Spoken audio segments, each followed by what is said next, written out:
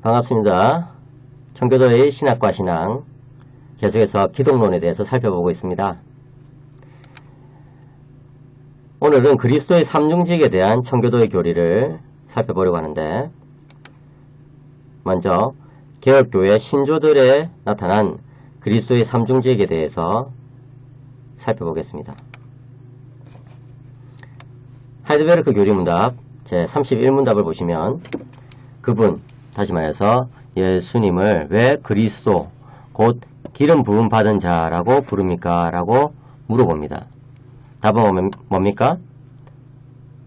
왜냐하면 그분은, 예수님은 성부 하나님으로부터 임명을 받고 성령으로 기름 부음을 받으셨기 때문입니다.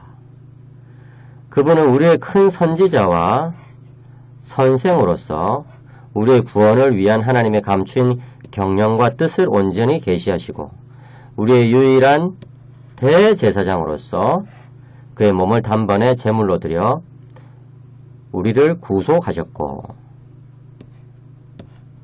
또 성부 앞에서 우리를 위해 항상 강구하시며, 또한 우리의 영원한 왕으로서 그의 말씀과 성령으로 우리를 다스리시고 우리를 위해 획득하신 구원을 누리도록 우리를 보호하고 보존하십니다.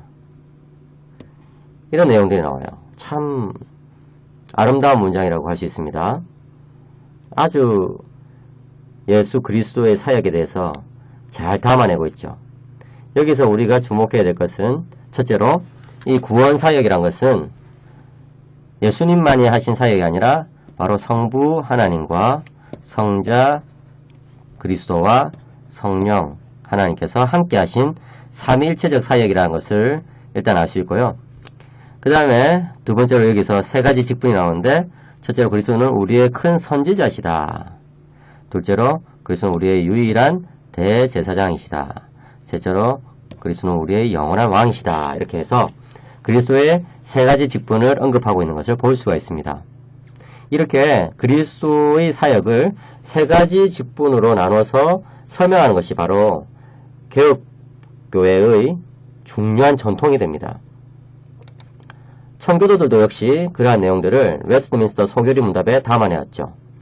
제23문답을 보시면 그리스도께서 우리의 구속자로서 무슨 직분을 행하십니까? 라고 해서 그리스도의 직분에 대해서 묻습니다. 직분이란 것은 오피스를 말하죠. 답은 뭡니까? 같이 읽어봅시다. 그리스도께서는 우리의 구속자로서 선지자와 제사장과 왕의 직분을 낮아지고 높아지신 두 지위에서 행하십니다. 라고 되어 있죠. 그리스도는 우리의 구속자로서 어떤 직분을 가졌습니까? 첫째 선지자, 둘째 제사장, 셋째 왕, 이 세 가지 직분을 가지셨는데, 그것을 낮아지고 높아지신 두 지위에서 행하신다 했는데, 여기서 두 지위란 것은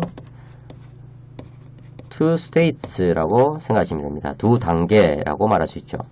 첫 번째 단계는 그리스도께서 이 땅에 오셔가지고 고난당하시고 죽으신 그 낮아지심의 단계. 두 번째 단계는 부활 승천하신 높아지신 단계. 이렇게 생각할 수 있습니다. 이 두 단계에서 그리스도께서는 이 세 가지 직분을 행하신다고 가르치고 있죠.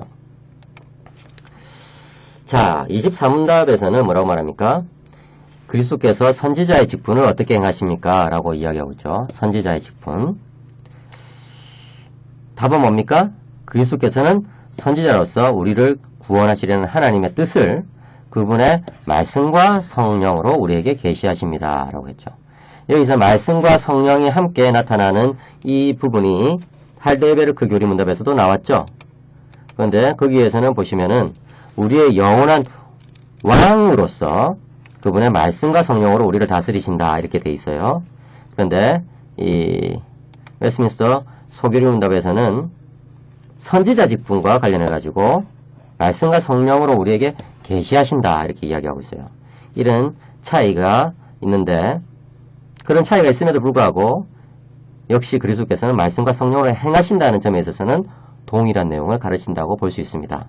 하지만 그렇게 약간 구분된다는 것은 기억하시기 바랍니다. 25문답, 그리스도께서 제사장의 직분을 어떻게 행하십니까? 라고 했어요. 답은 뭡니까? 그리스도께서는 제사장으로서 단번에 자신을 제물로 드려 하나님의 공의를 만족시키시고 우리를 하나님과 화목하게 하셨으며 또한 우리를 위하여 항상 강구하십니다. 여기서 제사장의 중요한 직분이 나오죠. 첫 번째는 영단번에 once and for all 영단번에 한 번에 그렇지만 이제 완전히 이런 뜻이에요. 그래서 단번에 또는 영단번에 이런 말을 씁니다. 단번이지만 영원하기 때문에 영단번이라는 말을 쓰죠. 그런데 단번에 자신을 제물로 드려가지고 하나님의 공의를 만족시키셨다. 이 만족이라는 단어를 꼭 기억하시기 바랍니다. 나중에 나옵니다. 그리고 우리를 하나님과 화목하게 하시고 또한 우리를 항상 강구하신다. 그래서 이 제사장 직분에서 중요한 것은 우리를 위해서 온전한 제사를 드렸다는 것과 함께 우리를 위해서 항상 강구하신다. 이 중보 기도의 사역을 강조하는 것을 볼 수가 있습니다. 26문답을 보시면 그리스도께서 왕의 직분을 어떻게 행하십니까? 라고 묻고 있고 답은 뭡니까? 그리스도께서는 왕으로서 우리를 자기에게 복종하게 하시고 우리를 다스리시고 보호하시고 그분의 모든 원수들 곧 우리 원수들을 제어하시고 정복하십니다. 아주 멋진 문장이죠? 여기서 그리스도께서 하시는 사역은 뭡니까? 우리를 복종하게 하셔가지고 다스리시는 사역이고 또 보호하시는 사역이에요. 그 다음에 원수들을 무찌르시는 사역이죠. 그죠? 그런 것들이 바로 그리스도께서 하시는 사역이라고 소교류 문답은 가르치고 있습니다. 이렇게 여러분 소교류 문답은 23문답부터 26문답에 걸쳐가지고 그리스도의 세 가지 직분을 설명하고 있는 것을 볼 수 있어요. 이렇게 교리에서부터 그리스도의 삼중직에 대해서 가르친다는 것은 이 청교도들의 신학에서는 그런 것들이 아주 풍성하게 나타나 있기 때문에 그런 것이겠죠. 그만큼 중요하다는 뜻이거든요.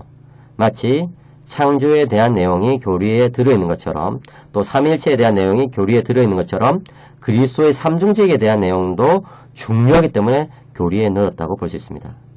그러면 그런 것들이 어떻게 청교도들의 신학에서 나타나는가 한번 계속해서 살펴보겠습니다.